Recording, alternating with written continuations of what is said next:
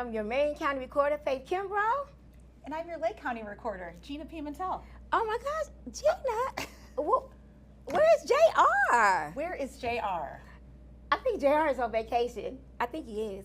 Well, you know what? Some people still have to work, so that's why I'm here filling in today. Thank you for inviting me here. I'm really excited about this show. I think it's going to be amazing. It's going to be a good one because we have the energy. We do.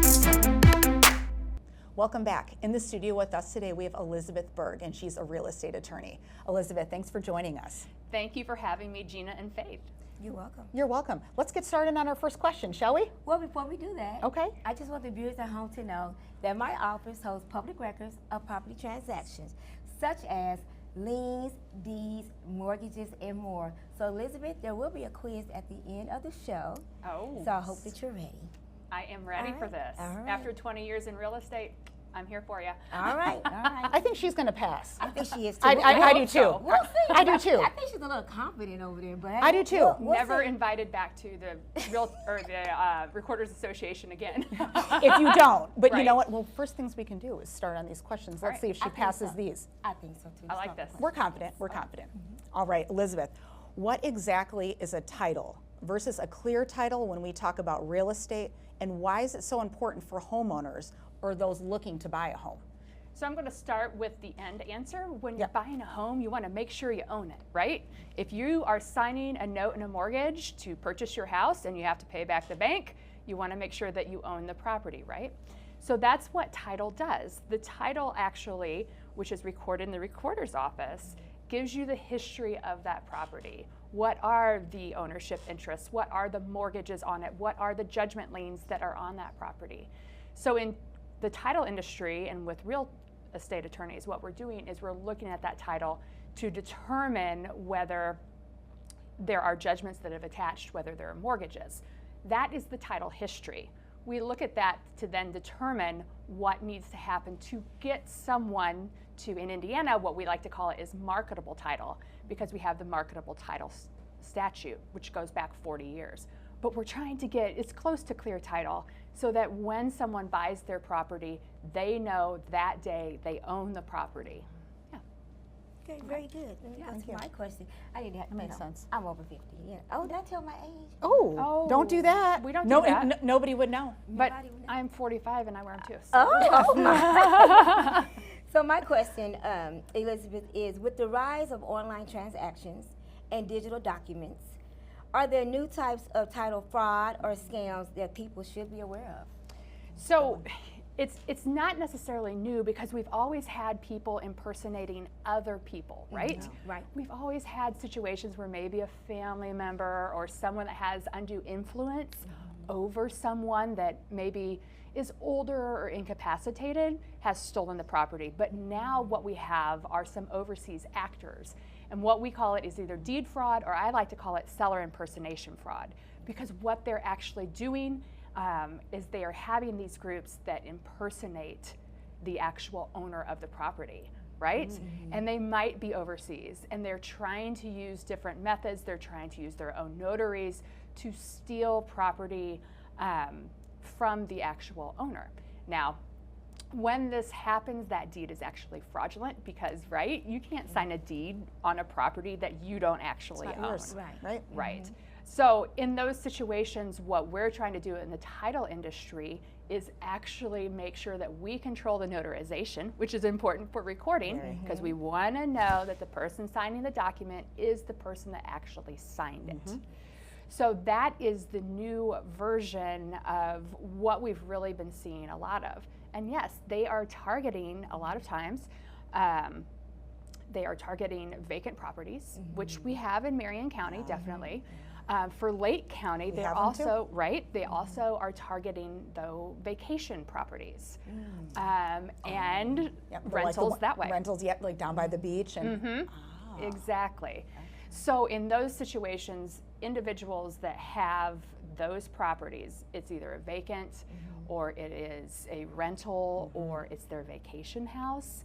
There might be some tools that maybe we should talk about that they should sign up for to make sure that if anything is recorded against their property, they know about it. What is those tools? Yeah. What is those? Talk about All those right. tools, because we have some Yeah, we Right. across the state. Exactly. I believe right now we're at 90 counties out of the 92 counties. That's pretty good. Out of, right, that have property fraud alerts. Yes. These are free. And they are. it's important for a few groups of people to really sign up for these through their local recorder's office. Right? Exactly. This is the service Takes that you 15 provide. seconds to 15 do. seconds. Literally. Yes. Right. So people that have vacant land, or, and it can be commercial also, or rental properties, or this is something else when we're thinking about elder fraud. There was recently a really great piece by AARP talking about elder abuse. If you have a family member that maybe is susceptible to people scamming them, or if you have power of attorney over your parents or an aunt, or if you have guardianship over someone in your family, you can sign up You could do for that their for them. property. Yeah. And you can have it go to you in most of those can. instances. So that's what I actually talk with attorneys in that sphere also, because that's where sometimes that's the OG of seller impersonation fraud is Yeah. a family member.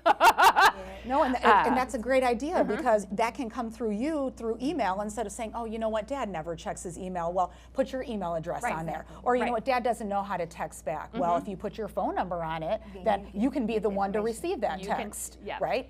Exactly, you can be the one. The only thing I would caution, I did this for my parents. Oh. They don't need help, but I signed them up and I forgot to tell them that I was doing it. And they got the text and they're like, what is this from Marion County? Did something? I'm like, oh, that was me. Yeah. So make sure you tell your It's not family fraud. that you're doing that to help Yeah, them. exactly. It's not fraud. It's not Yeah. fraud. Okay. That was me. That's a good point. No, that's a great point. Thanks for bringing that up. I don't think we chatted about that. So, all right, let's move on to our third question. What advice, Elizabeth, would you give to someone who is inheriting property, especially concerning the property's title, which we've kind of touched on a little bit? but- Right. So number one, if you are trying to do your own probate or your estate or that type of effort, it's really difficult. Hire an attorney. There's a lot of wonderful attorneys that I know across the state that can help you do that probate process and make it smoother.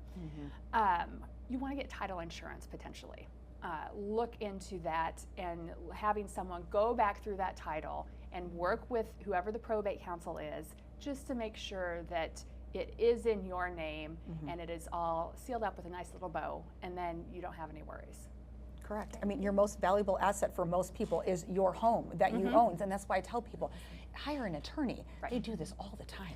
Well, and when you're talking about something that you might have inherited, there's a good chance a family member worked their whole life and it's paid off.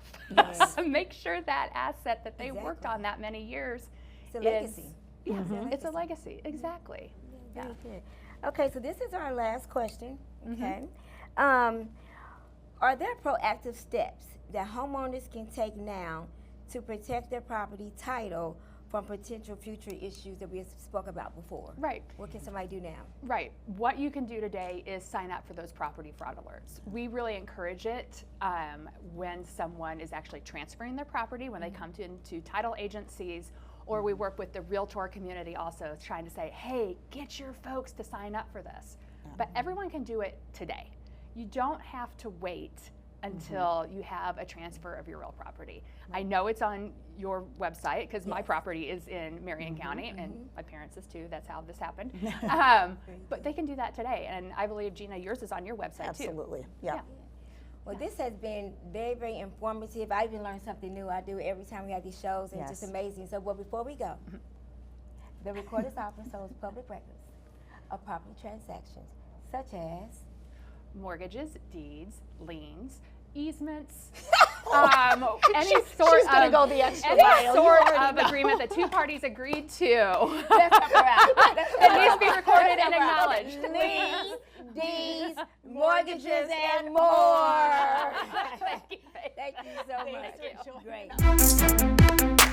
Now, Gina, I think that was a great show. So informative. I had a wonderful time, and I learned something. I do all the I time. know I did too. How was that drive? You got to drive back. I'm so sorry. I do. No, that's okay. It's worth it. I love coming to Marion County, so it's good. Yeah, well, we thank you so much for coming. Anytime, I gotta get up. anytime. Thank you so much. You're I my think- girl. Thanks for having me. I think JR is going to be pleased with this episode. You know what? I think so. I think he's going to give us the A-OK, and then maybe I'll be invited back.